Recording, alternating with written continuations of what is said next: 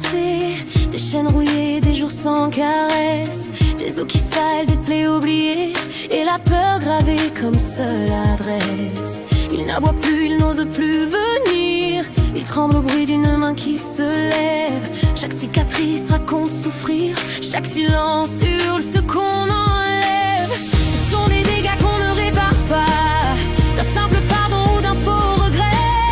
Des dégâts qui restent au fond de soi, même quand le corps tient encore debout.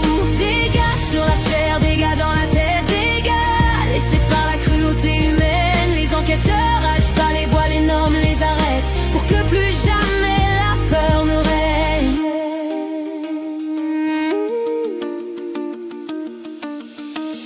Des chiots jetés, des vies sans valeur, des coups donnés comme on ferme une porte. La violence devient une habitude et l'innocence en paye le prix fort. Ils apprennent la faim avant l'amour, la solitude avant la confiance. Le monde devient un champ de mines quand la maltraitance dicte l'enfance. Ce sont des dégâts qu'on ne voit pas toujours, mais qui transpercent l'âme et le cœur.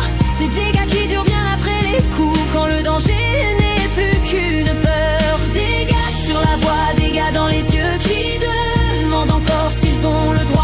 Les enquêteurs agissent pas, se lèvent pour les sans-noms, pour ceux qui n'ont jamais eu de choix.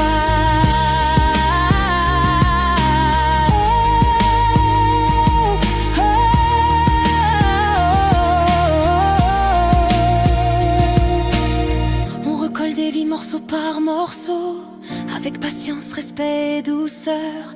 Chaque progrès est un combat gagné contre l'ombre, la peur et la douleur. Car un animal brisé peut renaître quand quelqu'un le regarde enfin vraiment. Mais rien n'effacera totalement ce que la violence a gravé dedans. Ce sont des dégâts qu'on